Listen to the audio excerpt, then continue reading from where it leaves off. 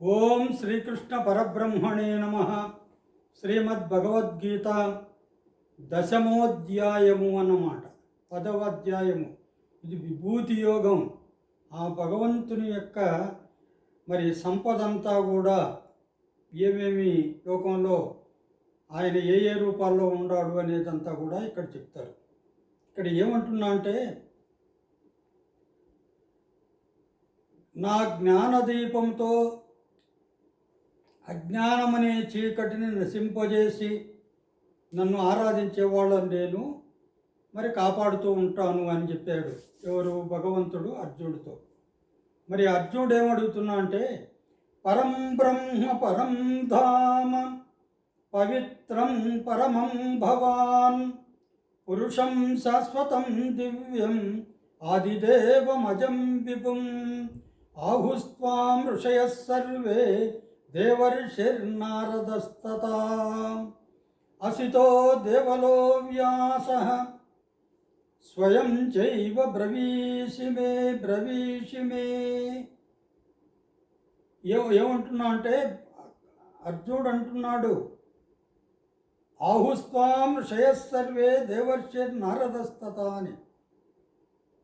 దేవర్షి మొదలుగా గల దేవర్షి అయినటువంటి నారదుడు మొదలుగా గల ఋషులు, అదేవిధంగా ఇంకా అసితుడు, దేవులుడు, వ్యాసుడు, వీళ్ళంతా కూడా, అదేవిధంగా దేవతలంతాను ఏమంటున్నారు? నువ్వే పరమాత్ముడు అని, అంటే పరంబ్రహ్మ పరమాత్ముడు అని, పరంధామ పరంధాముడు అని, పవిత్రుడు అని, నీవే పరమ పవిత్రుడు అని, శాశ్వతమైనటువంటి వాడు అని, పురుషుడు అని, దివ్యుడు అని, ఆదిదేవుడు అని, పుట్టుకు లేనివాడు అని నిన్ను గూర్చి చెబుతూ ఉన్నారు. ఎవరు? ఋషులంతాను, దేవర్షి అయినటువంటి నారదుడు, ఈ దేవులుడు, వీళ్ళంతా కూడా అన్నమాట. వాళ్ళంతానే కాకుండా దేవతలంతా కూడా ఆ విధంగా నిన్నే ఆ విధంగా ప్రశంసిస్తున్నారు. నువ్వే సమస్తము జన్మలేని వాడవని, సర్వవ్యాపి అని చెప్తున్నారు. దాని తర్వాత ఇంకా ఏమంటున్నాడు? స్వయం చైవ ప్రవేశమే. నువ్వు కూడా అదే చెప్పావు. వాళ్లే కాదు, ఆ ఋషులే కాకుండా, దేవతలే కాకుండా నువ్వు కూడా అలాగే చెప్పుకుంటున్నావు అని అర్జునుడు అన్నాడు అన్నమాట. ఇంకా ఏమంటున్నాడు? సర్వమేతద్ధృతం మన్యే.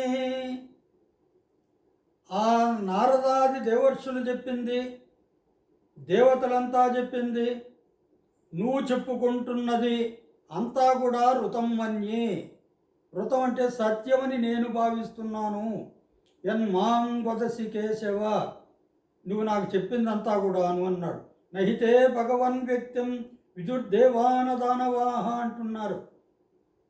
నీవు లీలామానుష విగ్రహుడు కాబట్టి నీ లీలలు ఆ దేవతలు కూడా తెలుసుకోలేరు.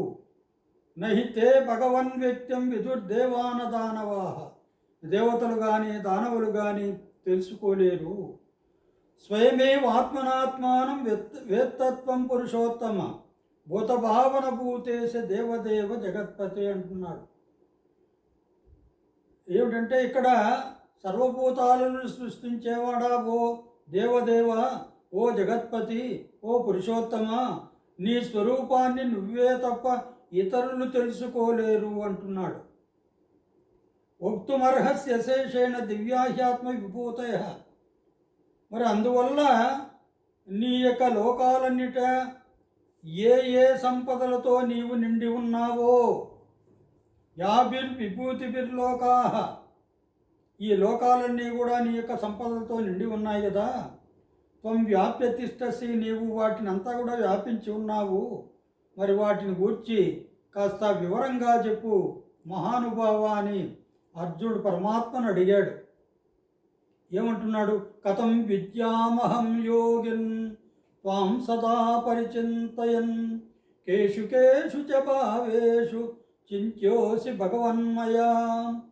అంటే ఏ ఏ వస్తువుల్లో ఏ ఏ విధంగా ధ్యానిస్తే నిన్ను తెలుసుకోగలనో చెప్పు అన్నాడు. ప్రతి దాంట్లో పరమ పరమాత్మ ఉన్నాడు అని దేవతలు చెప్పారు, ఋషులు చెప్పారు, నువ్వు చెప్పావు. మరి ఏ ఏ వస్తువుల్లో ఏ రూపంలో ఉంటావో చెప్పు అని వివరంగా చెప్పు పరమాత్మ అంటున్నాడు అన్నమాట. విస్తరేణ ఆత్మనో యోగం విభూతించే జనార్దన భూయ కథయ తృప్తిరిహి శృణ్వతో నాస్తి మే మృతం. అంటే నువ్వు ఎంత చెప్పినా నాకు తృప్తి కలగడం లేదు, కాస్త ఇంకాస్త వివరించి నీ యొక్క విభూతి యోగాన్ని గూర్చి చెప్పు అని అర్జునుడు అడిగాడు.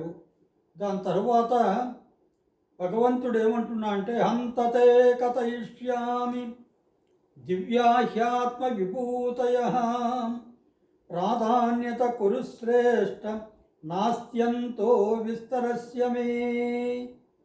నా యొక్క సంపదలన్నింటిని గూర్చి కూడా వివరంగా చెప్పాలి అంటే అది సాధ్యమయ్యేటటువంటి పని కాదు అన్నాడు. ఎందుకంటే అవి అనంతాలు, అందువల్ల నాస్త్యంత వాటికి అంతం లేదన్నమాట. ప్రాధాన్యత దివ్యాహి ఆత్మవిభూతయ తే కథయిష్యామి.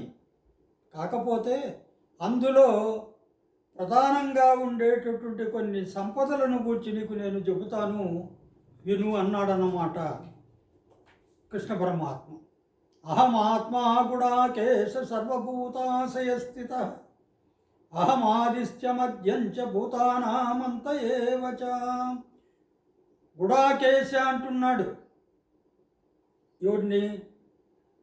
మరి అర్జునుణ్ణి.